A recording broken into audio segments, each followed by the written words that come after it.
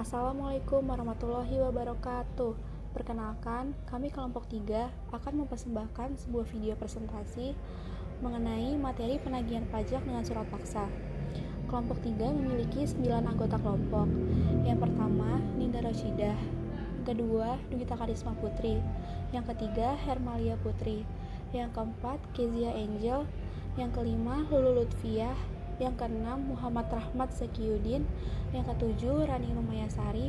Yang kedelapan, Rizky Askar Paramita. Dan yang kesembilan, Yusana Yusardi. Selamat menyaksikan. Saya akan menjelaskan mengenai penagihan pajak dengan surat paksa. Yang pertama itu ada dasar hukumnya. Penagihan pajak dengan surat paksa telah diatur dalam Undang-Undang Nomor 19 Tahun 1997 tentang penagihan pajak dengan surat paksa, yang kemudian diubah menjadi Undang-Undang Nomor 19 Tahun 2000. Nah, yang kedua saya akan menjelaskan tentang istilah-istilah dalam pajak. Istilah-istilah ini akan dikaitkan pada pembahasan berikutnya. Yang pertama itu ada penanggung pajak. Penanggung pajak adalah orang pribadi atau badan yang bertanggung jawab atas pembayaran pajaknya, termasuk wakil yang menjalankan hak dan memenuhi kewajiban pajak menurut ketentuan peraturan perundang-undangan pajak yang berlaku. Nah, yang kedua ada penagihan pajak. Penagihan pajak itu merupakan serangkaian tindakan agar penanggung jawab melunasi utang pajak dan biaya penagihan pajak. Nah, penagihan pajak ini dilakukan dengan cara menegur dan memperingatkan, melaksanakan penagihan seketika sekaligus pemberitahuan surat paksa, mengusulkan pencegahan, melaksanakan penyitaan, melaksanakan penyanderaan, menjual barang yang telah disita.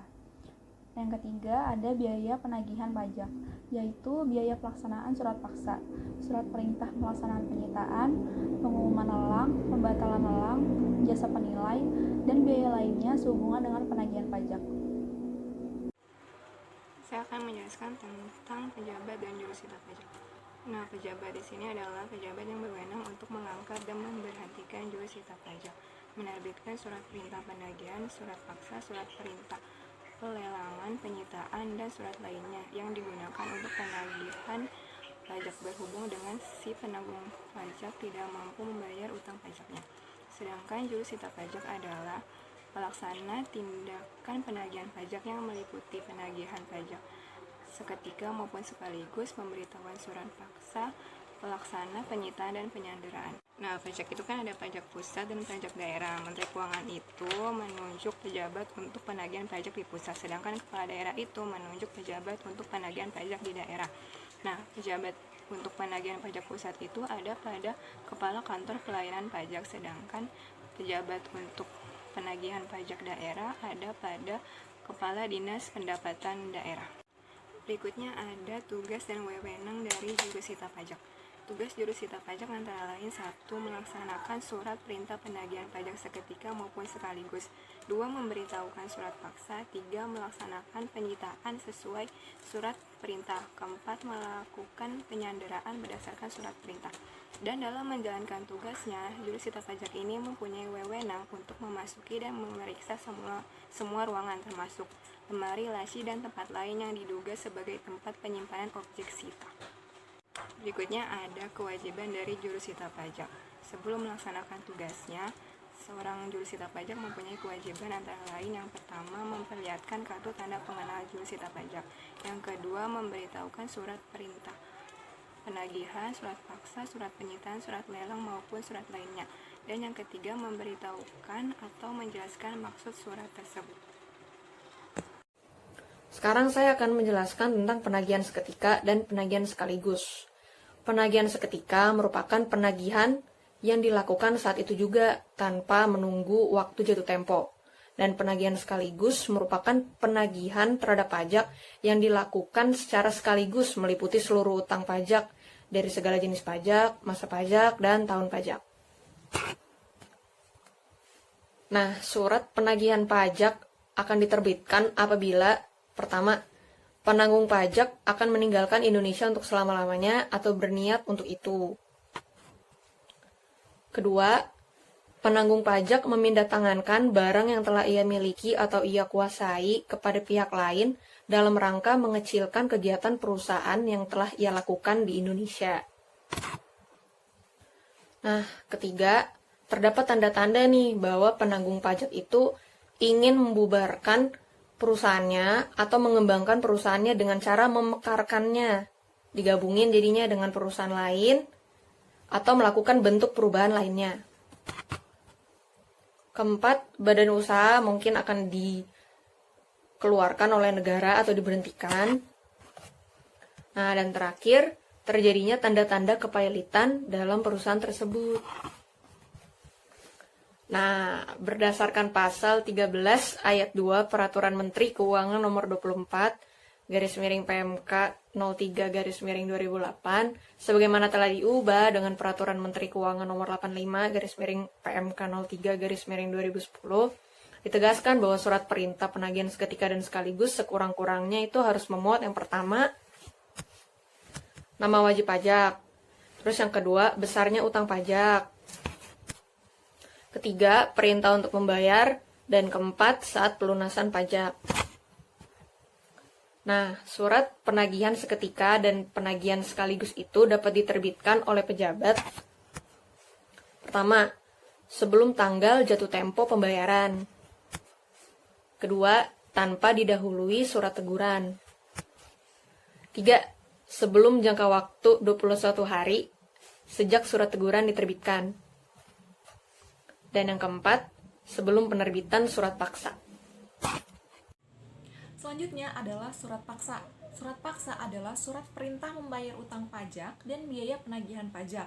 Nah, isi dari surat paksa tersebut sekurang-kurangnya meliputi yang pertama, nama wajib pajak dan penanggung pajak. Yang kedua, dasar penagihan yang tercantum dalam Undang-Undang Nomor 19 Tahun 2000 yang berisi tentang penagihan pajak dengan surat paksa. Yang ketiga, berisi tentang besarnya utang pajak, dan yang keempat, berisi tentang perintah untuk membayar pajak. Nah, surat paksa ini diterbitkan apabila penanggung pajak tidak dapat melunasi utang pajak. Nah, dan yang kedua, apabila telah dilaksanakan penagihan terhadap penanggung pajak, namun ia tidak dapat memenuhi ketentuan sebagaimana tercantum dalam keputusan angsuran. Surat paksa ini diterbitkan oleh Kantor Pelayanan Pajak setelah 21 hari sejak diterbitkannya surat teguran. Nah, surat paksa terhadap pribadi dapat diberitahukan kepada yang pertama, penanggung pajak, yang kedua, orang dewasa yang bertempat tinggal atau bekerja di tempat yang sama dengan penanggung pajak, yang ketiga, salah satu ahli waris atau pelaksana wasiat, yang keempat, para ahli waris apabila penanggung pajak telah meninggal dunia. Nah, surat paksa terhadap badan diberitahukan kepada pengurus, kepala perwakilan, kepala cabang, penanggung jawab, dan pemilik modal, atau diberitahukan kepada pegawai tetap di tempat usaha badan tersebut. Nah, selanjutnya bagaimana apabila seseorang yang tercantum dalam nomor 1 tidak dapat ditemui, maka surat paksa diberitahukan kepada kurator, hakim pengawas, atau balai harta peninggalan. Yang kedua, wajib pajak dinyatakan bebas atau bubar atau dinyatakan likuidasi. Yang ketiga, diberitahukan kepada orang atau badan yang dibebani untuk melakukan pemerasan atau likuidator. Nah, surat paksa ini dilakukan dengan catatan yang pertama, pengajuan keberatan oleh wajib pajak tidak mengakibatkan penundaan pelaksanaan surat paksa. Yang kedua, pelaksanaan surat paksa tidak dapat dilanjutkan dengan penyitaan sebelum waktu 2 kali 24 jam setelah surat paksa diberitahukan. Jadi di sini saya akan menjelaskan penyitaan. Penyitaan adalah tindakan jurusita pajak untuk menguasai barang penanggung pajak, guna dijadikan jaminan untuk melunasi utang pajak menurut peraturan perundang-undangan. Selanjutnya adalah langkah-langkah penagihan. Apabila utang pajak tidak dilunasi dalam jangka waktu 2 kali 24 jam setelah surat pajak diberitahukan, pejabat menerbitkan surat perintah melaksanakan penyitaan atau SPMP dilakukan oleh jurusita pajak. Barang yang disita dapat berupa 1. Barang bergerak termasuk mobil, perhiasan, uang tunai, deposito berjangka, tabungan, saldo rekening koran, dan giro. Yang kedua, barang tidak bergerak, yang itu tanah, bangunan, kapal, dan isi kotor tertentu. Barang bergerak yang dikecualikan dari penyitaan adalah 1. Pakaian dan tempat tidur beserta perlengkapannya. 2. persediaan makanan dan minuman untuk keperluan 1 bulan beserta peralatan memasak yang berada di rumah. 3. Perlengkapan penanggung pajak yang bersifat dinas yang diperoleh dari negara. 4. Buku-buku yang bertalian dengan jabatan atau pekerjaan penanggung pajak dan alat-alat yang dipergunakan untuk pendidikan, kebudayaan, dan keilmuan. Yang kelima, peralatan dalam keadaan jalan yang masih digunakan untuk melaksanakan pekerjaan dengan jumlah seluruhnya tidak lebih dari 20 juta rupiah. 6. Peralatan penyandang cacat yang digunakan oleh penanggung pajak dan keluarga yang menjadi tanggungannya. Penyitaan tidak dapat dilaksanakan terhadap barang yang telah disita oleh pengadilan negeri atau instansi lain yang berwenang. Hak mendahulu untuk tagihan pajak melebihi segala hak mendahulu lainnya, kecuali terhadap 1. Biaya perkara yang semata-mata disebabkan suatu penghukuman untuk melelang suatu barang bergerak atau tidak bergerak. Yang kedua, biaya yang telah dikeluarkan untuk menyelamatkan barang tersebut. Yang ketiga, biaya perkara yang semata-mata disebabkan pelelangan dan penyelesaian suatu warisan. Penyitaan tambahan dapat dilaksanakan apabila 1. Nilai barang yang disita tidak cukup untuk melunasi biaya penagihan pajak dan utang pajak. Yang kedua, hasil lelang barang yang telah disita tidak cukup untuk melunasi biaya penagihan pajak dan utang pajak. Pencabutan sita dilaksanakan apabila penanggung pajak telah melunasi biaya penagihan dan utang pajak berdasarkan putusan pengadilan. Sekian Sekar Paramita, di sini saya akan membahas mengenai lelang. Nah, yang pertama, saya akan membahas pengertian dari lelang itu sendiri. Sebenarnya sangat banyak pengertian dari lelang menurut beberapa sumber dan beberapa tokoh. Namun, di sini saya akan membahas 4 pengertian lelang, yaitu yang pertama, pengertian lelang menurut Kamus Besar Bahasa Indonesia. Yang kedua, pengertian lelang menurut Peraturan Menteri Keuangan Nomor 93/PMK.06/2010 tentang petunjuk pelaksanaan lelang pasal 1 ayat 1. Kemudian pengertian lelang menurut Prof. Polderman, dan yang terakhir, pengertian lelang secara umum. Nah, untuk yang pertama, itu ada pengertian lelang menurut Kamus Besar Bahasa Indonesia. Menurut Kamus Besar Bahasa Indonesia, pengertian lelang adalah termasuk dalam kata nomina. Lelang sendiri termasuk dalam kata nomina yang memiliki arti penjualan di hadapan banyak orang dengan tawaran yang atas mengatasi dan juga dipimpin oleh seorang pejabat lelang. Kemudian selanjutnya ada pengertian lelang menurut Peraturan Menteri Keuangan Nomor 93/PMK.06/2010 tentang petunjuk pelaksanaan lelang pasal 1 ayat 1. Menurut peraturan tersebut, lelang adalah penjualan barang yang terbuka untuk umum dengan penawaran harga secara tertulis ataupun lisan yang semakin meningkat atau menurun untuk mencapai harga tertinggi dan juga didahului dengan pengumuman lelang.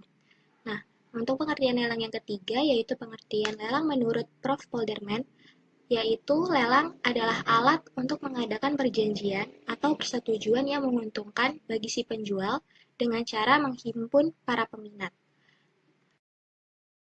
Nah, dari beberapa pengertian lelang menurut tokoh dan juga peraturan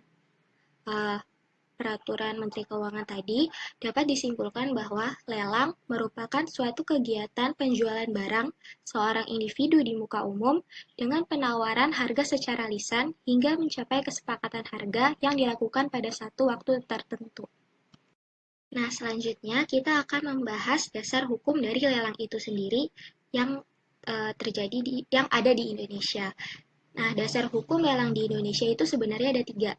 Yang pertama ada Venue Reglement, yang kedua ada Venue Instructi, dan yang ketiga adalah Peraturan Menteri Keuangan Nomor 27/PMK.06/2016 tentang petunjuk pelaksanaan lelang.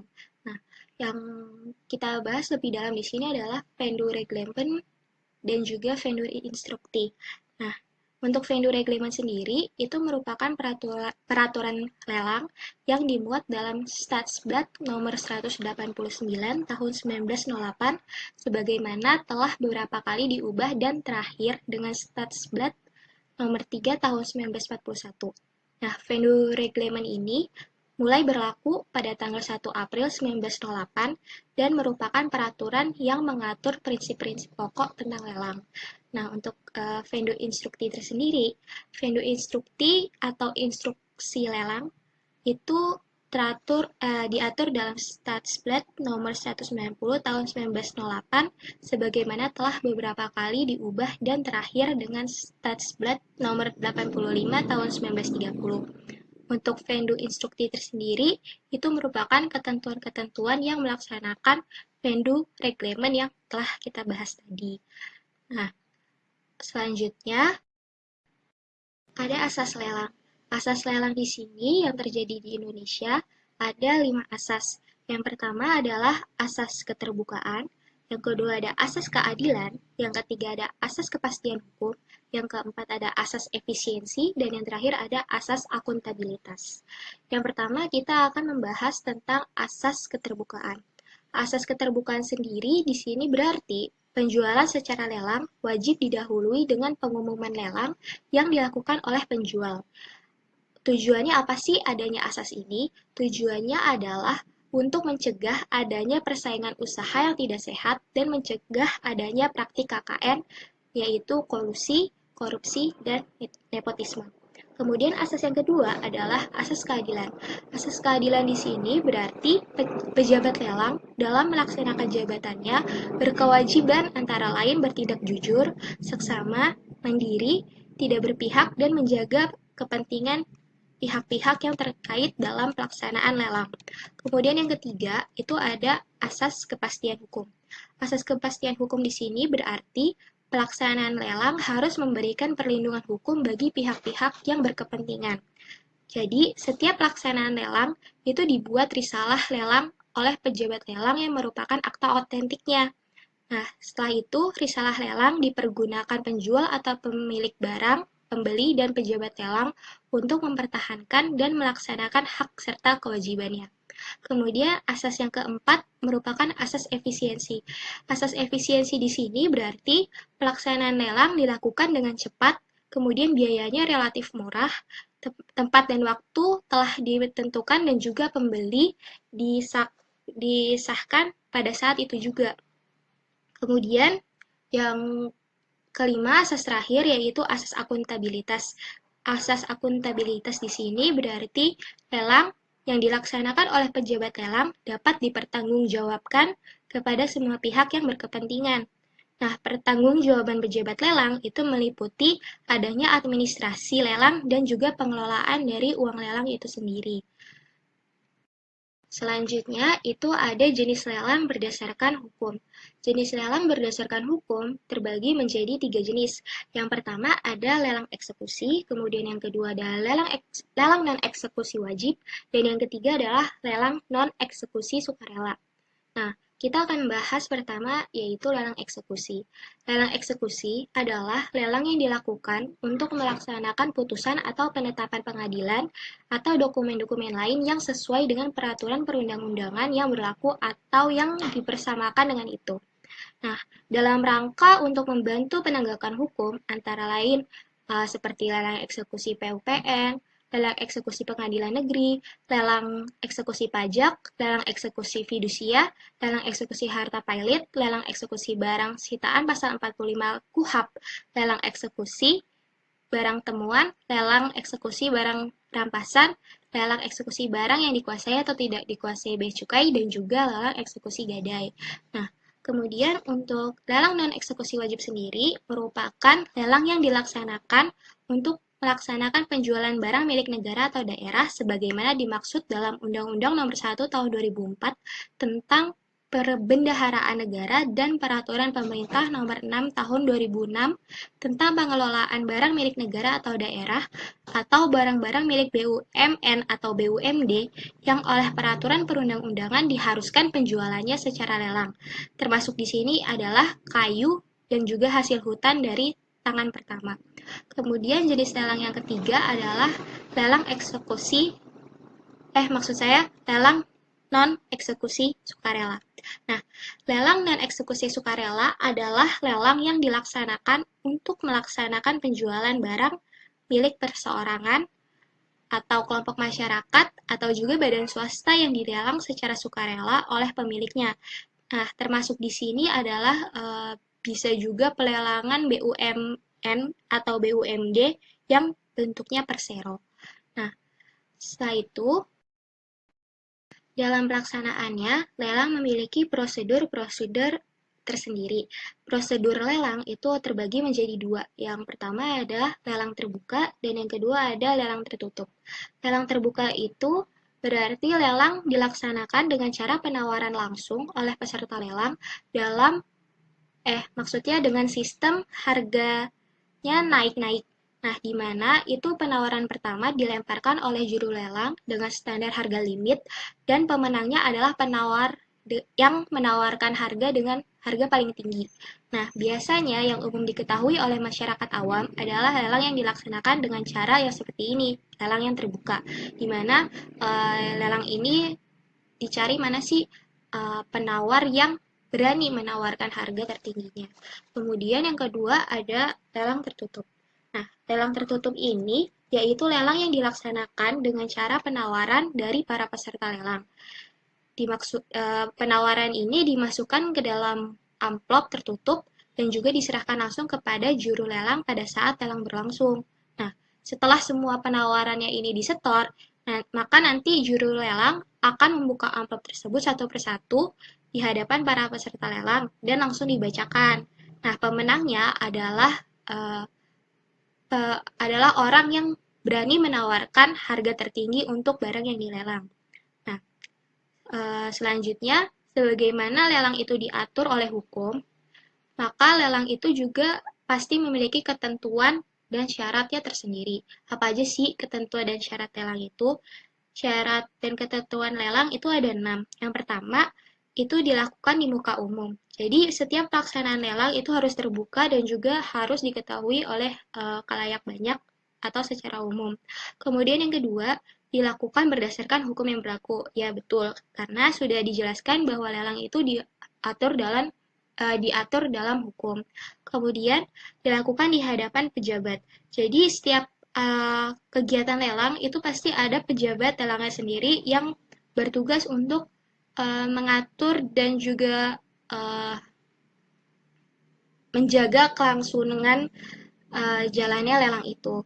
Kemudian yang keempat adalah dilakukan dengan usaha pengumpulan minat atau calon pembeli. Pasti, namanya lelang, kita harus bisa mengumpulkan minat calon pembeli dan juga calon pembeli itu supaya barang lelangannya itu terjual atau dapat laku. Kemudian yang kelima, dilakukan dengan penawaran harga. Namanya lelang, itu pasti akan terjadi penawaran harga, mulai dari yang terendah hingga yang tertinggi sampai ditetapkan harga tertinggi itu sebagai pemenang lelangnya. Kemudian, yang terakhir, syarat dan ketentuan lelang adalah ditutup dengan berita acara. Berita acara di sini termasuk ke dalam syarat administratif dari lelang supaya lelang itu berjalan sah dan legal. Nah, selanjutnya ada fungsi lelang. Fungsi lelang di Indonesia terbagi menjadi dua juga. Yang pertama ada fungsi privat, yang kedua ada fungsi publik. Nah, untuk fungsi privat itu sendiri, lelang terbentuk karena fungsi privat terbentuk karena lelang merupakan salah satu cara mempertemukan pembeli dan juga penjual suatu barang atau jasa. Nah, penjual atau calon pembeli dalam pelelangan itu dapat bergabung secara sukarela dengan tujuan untuk mendapatkan keuntungan masing-masing. Nah, kemudian yang kedua adalah fungsi publik. Fungsi publik ini terbentuk saat lelang digunakan sebagai instrumen untuk menjalankan tugas umum pemerintah oleh aparatur negara. Nah, kebijakan pemerintah bertujuan untuk memenuhi kebutuhan atau kepentingan umum. Nah, beberapa fungsi publik antara lain itu ada 3. Yang pertama, penanganan aset yang dikuasai negara untuk meningkatkan efisiensi dan tertib administrasi dan pengelolaannya. Kemudian yang kedua, itu memberikan pelayanan penjualan barang yang aman, tepat, dan tertib administrasi dan pengelolaannya. Kemudian yang ketiga adalah menambahkan pendapatan negara dari bea lelang. Kemudian, Lelang tentunya memiliki fungsi tersendiri untuk perekonomian, khususnya perekonomian di Indonesia. Apa aja sih peran lelang untuk ekonomi Indonesia? Itu dapat kita lihat ada 4 ya. Yang pertama, mampu memberi jawaban yang pasti mengenai harga atau nilai suatu barang dalam hal subjektivitas seseorang berpengaruh terhadap kualitas barang, kreativitas pembuatan, dan nilai artistik suatu barang. Kemudian peran yang kedua, lelang itu mampu memberi jawaban yang pasti mengenai harga atau nilai suatu barang pada saat situasi perekonomian negara tidak menentu. Kemudian yang ketiga, lelang mampu memberi jawaban yang pasti mengenai status kepemilikan suatu barang. Kemudian yang terakhir, yang keempat, itu harga yang terbentuk pada lelang dapat menjadi standar dan barometer atau price reference dalam sektor perekonomian tertentu. Nah, selanjutnya ada pelaksanaan lelang. Pelaksanaan lelang dalam kasus pajak ini kan berarti adanya suatu barang yang dilelang karena tidak bisa terbayarnya barang tersebut oleh pemiliknya. Dalam hal ini bayar pajak. Nah, jadi di sini ada cara pelaksanaan lelang untuk barang yang tidak dapat dibayar pajak yaitu dan sudah melebihi batas. Syaratnya adalah penjualan secara lelang ini terhadap barang yang disita dilaksanakan paling singkat 14 hari setelah pengumuman lelang melalui media massa. Nah, pengumuman lelang itu sendiri dilaksanakan paling singkat 14 hari setelah penyitaan barang. Nah, pengumuman lelang untuk barang bergerak itu dilakukan 1 kali dan untuk barang tidak bergerak dilakukan sebanyak 2 kali. Contoh barang bergerak ini misalkan mobil, kendaraan, handphone gitu-gitu. Kemudian untuk barang yang tidak bergerak itu di sini tanah, rumah, gedung-gedung itu contohnya. Kemudian dari situ pengumuman lelang terhadap barang dengan nilai paling banyak itu 20 juta rupiah tidak harus diumumkan melalui media massa. Jadi bisa aja langsung dari mulut ke mulut melalui kantor lelangnya itu. Nah, kemudian selanjutnya ada sistem penawaran dan pembayaran dari lelang. Sistem penawaran harga dari suatu barang dalam pelelangan itu dapat dilakukan dengan cara lisan, tertulis, atau juga lisan jika penawarannya sangat tinggi belum mencapai nilai batasnya. Kemudian yang kedua, dalam sistem pembayaran lelang, yaitu pembeli telah ditetapkan sebagai pemenang terhadap barang atau jasa tertentu wajib untuk membayar harga lelang, bea lelang atau pajaknya, kemudian ada uang miskin, dan pungutan lain yang diatur berdasarkan peraturan perundang-undangan yang berlaku. Kemudian, pembayaran lelang ini bisa dilakukan secara tunai selambat-lambatnya 3 hari kerja setelah pelelangan berakhir. Nah, pembeli juga bisa nih menunda atau menangguhkan pembayarannya lebih dari 3 hari kerja jika telah memenuhi syarat tertentu dan mendapatkan izin dari Direktur Jenderal Piutang dan Lelang Negara. Dalam pelaksanaannya, lelang juga memiliki catatan-catatan penting tertentu. Nah, di sini itu catatan mengenai lelang ada 3. Nah, yang pertama, lelang itu tetap dapat dilaksanakan walaupun keberatan yang diajukan oleh wajib pajak belum memperoleh keputusan keberatan. Kemudian, yang kedua, lelang tetap dapat dilaksanakan tanpa dihadiri oleh si penanggung pajak. Kenapa? Karena tadi barangnya sudah disita. Nah, kemudian yang ketiga, lelang itu tidak dilaksanakan apabila penanggung pajak telah melunasi utang pajak dan biaya penagihan pajak atau berdasarkan keputusan pengadilan atau putusan pengadilan pajak atau objek lelang musnah. Jadi, barang yang telah disita tadi, jika si penanggung pajak telah berhasil melunasi, maka hak milik barang tadi kembali ke pemilik awal. Jadi, tidak boleh barang itu dilelang. Nah, selanjutnya yang terakhir adalah hasil dari lelang. Nah, hasil lelang ini pertama kali digunakan itu untuk membayar biaya penagihan pajak yang belum dibayar oleh si penanggung pajak. Nah, baru sisanya itu untuk membayar utang pajak. Nah, dalam hal penjualan secara lelang, biaya penagihan pajak ditambah 1% dari pokok lelang, dan secara tidak lelang biaya penagihan pajak ditambah 1% dari hasil penjualannya. Nah, besar biaya penagihan pajak itu sebesar Rp50.000 untuk setiap pemberitahuan surat paksa dan Rp100.000 untuk setiap pelaksanaan surat perintah melaksanakan penyitaan. Nah, kemudian apabila hasil lelang sudah mencapai jumlah yang cukup untuk melunasi biaya penagihan pajak dan utang pajak, pelaksanaan lelang itu dihentikan oleh pejabat walaupun barang yang akan dilelang masih ada. Nah, sisa barang beserta kelebihan uang hasil lelang itu akan dikembalikan sepenuhnya oleh pejabat kepada penanggung pajak segera setelah pelaksanaan lelang berakhir. Nah, itu saja pembahasan lelang dari saya. Semoga dapat memahami materinya dengan baik. Materi selanjutnya akan disampaikan oleh kawan saya. Selanjutnya, saya akan menjelaskan tentang pencegahan dan penyanderaan. Pencegahan adalah larangan yang bersifat sementara terhadap penanggung pajak tertentu untuk wilayah Republik Indonesia berdasarkan alasan tertentu sesuai dengan ketentuan peraturan perundang-undangan. Nah, pencegahan ini hanya dapat dilakukan terhadap penanggung pajak yang memiliki jumlah utang pajak sekurang-kurangnya sebesar Rp100 juta dan diragukan itikat baiknya dalam melunasi utang pajak. Pencegahan dapat dilakukan berdasarkan keputusan pencegahan yang diterbitkan oleh Menteri Keuangan atas permintaan pejabat atau atasan pejabat yang bersangkutan.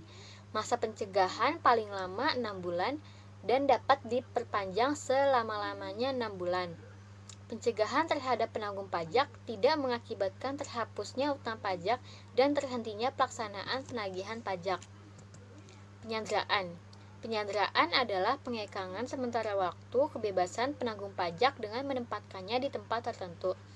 Sama seperti pencegahan, penyanderaan hanya dapat dilakukan terhadap penanggung pajak yang memiliki jumlah utang pajak sekurang-kurangnya sebesar Rp100 juta dan diragukan itikat baiknya dalam melunasi utang pajak. Penyanderaan hanya dapat dilakukan berdasarkan surat perintah penyanderaan yang diterbitkan oleh pejabat setelah mendapat izin tertulis dari Menteri Keuangan atau Gubernur Kepala Daerah Provinsi. Masa penyanderaan juga sama seperti pencegahan, yaitu paling lama 6 bulan dan dapat diperpanjang selama-lamanya 6 bulan. Penyanderaan tidak boleh dilaksanakan dalam hal penanggung pajak sedang beribadah atau sedang mengikuti sidang resmi atau sedang mengikuti pemilihan umum. Nah, penanggung pajak dapat lepas dari sandera apabila 4, yaitu 1. Utang pajak dan biaya penagihan pajak telah dibayar lunas. 2. Apabila jangka waktu yang ditetapkan dalam surat perintah penyanderaan itu telah terpenuhi. 3. Berdasarkan putusan pengadilan yang telah mempunyai kekuatan hukum tetap. 4. Berdasarkan pertimbangan tertentu dari Menteri Keuangan atau Gubernur. Nah, penanggung pajak yang disandera dapat mengajukan gugatan terhadap pelaksana penyandera yang hanya kepada pengadilan negeri. Dalam hal gugatan penanggung pajak dikabulkan dan diputuskan, pengadilan telah mempunyai kekuatan hukum tetap. Penanggung pajak dapat memohon rehabilitasi nama baik dan ganti rugi atas masa penyanderaan yang telah dijalaninya sebesar Rp100.000 setiap hari. Perubahan besarnya ganti rugi ditetapkan oleh Menteri Keuangan. Penyanderaan terhadap penanggung pajak tidak mengakibatkan terhapusnya utang pajak dan terhentinya pelaksanaan penagihan pajak. Assalamualaikum warahmatullahi wabarakatuh. Perkenalkan, nama saya Dina Rosyida. Saya di sini akan menjelaskan tentang gugatan dan permohonan pembentulan atau penggantian. Nah, yang pertama itu ada gugatan. Nah, gugatan itu dilakukan dalam jangka waktu 14 hari sejak surat paksa, surat perintah pelaksanakan penyitaan, atau pengumuman lelang itu dilaksanakan dan hanya diajukan kepada pengadilan pajak. Nah, dalam hal ini, gugatan penanggung pajak itu dapat dikabulkan. Nah, penanggung pajak itu dapat memohon pemulihan nama baik dan ganti rugi kepada pejabat itu paling banyak itu 5 juta. Nah, perubahan besarnya ganti rugi itu ditetapkan dengan keputusan Menteri Keuangan dan keputusan Kepala Daerah. Nah, selanjutnya itu ada permohonan pembentulan atau penggantian. Nah, penanggung pajak itu dapat mengajukan permohonan pembetulan atau penggantian itu kepada pejabat itu terhadap surat teguran atau surat peringatan atau surat lain yang sejenisnya. Terus surat perintah penagihan seketika dan sekaligus, terus surat paksa, terus surat perintah melaksanakan penyitaan, terus surat perintah penyanderaan, terus pengumuman lelang, dan surat penentuan harga limit yang dalam penerbitannya itu terdapat kesalahan atau kekeliruan. Nah, dalam jangka waktu 7 hari sejak tanggal diterimanya permohonan tersebut, nah pejabat itu harus memberi keputusan atas permohonan yang diajukan. Nah, apabila dalam jangka waktu tersebut pejabat tidak memberikan keputusan, nah maka permohonan penanggung pajak itu dianggap dikabulkan dan penagihan ditunda itu untuk sementara waktu. Nah, tindakan pelaksanaan penagihan pajak ini dilanjutkan setelah kesalahan atau kekeliruan itu dibetulkan oleh pejabat. Nah, dalam hal permohonan tersebut ditolak ketika tindakan pelaksanaan penagihan pajak itu dilanjutkan sesuai jangka waktu semula. Ya, kemudian ada ketentuan pidana. Berdasarkan UU Nomor 19 tentang penagihan pajak dengan surat paksa, penanggung pajak dilarang. Yang pertama, memindahkan hak, memindah-tangankan, menyewakan, meminjamkan, menyembunyikan, menghilangkan, atau merusak barang yang telah disita. Yang kedua, membebani barang tidak bergerak yang telah disita dengan hak tanggungan untuk penelusuran utang tertentu. Nah, jadi barang yang tidak bergerak seperti tanah ini tidak boleh ditanggungkan untuk pelunasan utang tertentu atau dijadikan tanggungan lah, seperti itu. Kemudian yang ketiga, membebani barang bergerak yang telah disita dengan fidusia atau digunakan untuk pelunasan uang tertentu. Nah, barang bergerak yang telah disita dengan fidusia ini adalah barang yang sudah disita tetapi hak kepemilikannya masih dimiliki oleh si yang mempunyai barang tersebut. Nah, barang ini tidak boleh digunakan untuk tanggungan atau keperluan